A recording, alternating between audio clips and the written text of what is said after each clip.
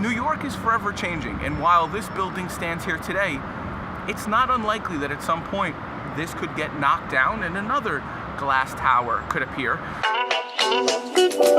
In New York, you have 100-year-old buildings that could be right next to brand new glass metal structures. And it's really interesting, actually. Like, we're right now standing on the roof of a row of buildings we represent that were built in 1925. And yet, across the street, you have buildings that were built in 2005.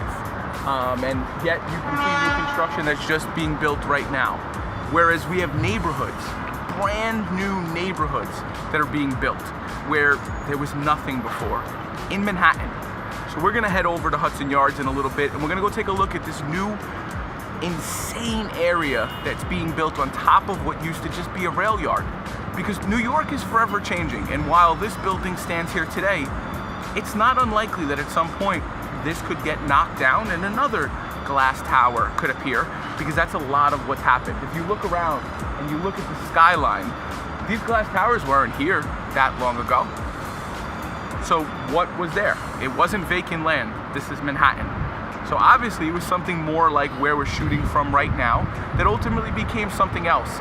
And that's the beautiful progression as to what New York is and how New York continually changes. Right now I am in Hudson Yards. This neighborhood has just been created, and actually it's still a work of progress. It's used to be a huge rail yard, and actually the rail yard didn't get torn down or replaced. It's actually under these buildings.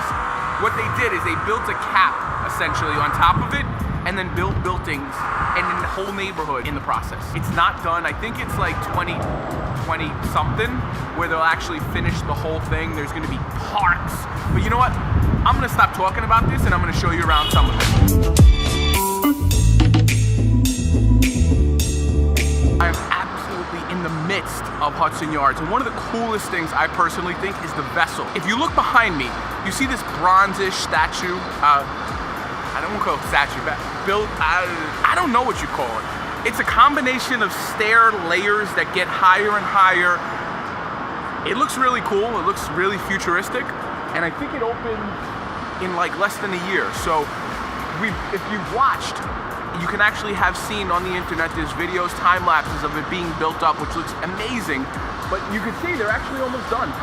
So in spring 2019 when it opens, we'll be here to create some content, but for now, you just got a dope thing to look at and a vision as to what's to come. Right now we're on the High Line, which used to be a subway track, above ground subway track, and they rebuilt it, I don't know, maybe 5, 8, 10 years ago into a huge tourist destination. It's funny, this is actually the first time I've actually really ever been on the High Line, because us New Yorkers don't do those touristy things, right?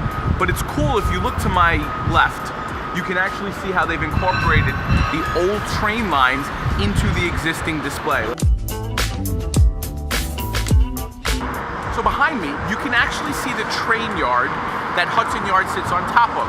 I'm not actually sure if they're gonna build over this as well. My guess is probably at some point, but you can actually see the difference as where it went to what it was to what it's becoming. So Hudson Yards is the newest neighborhood in New York. I know for a fact it won't be your last, because actually they're talking about doing the same thing that they're doing here in Hudson Yards in Sunnyside, because guess what? Because they have an open air train yard just as well. So, if I had to guess, probably in about a decade, maybe 15 years, you'll see the same thing happening in Queens and Sunnyside.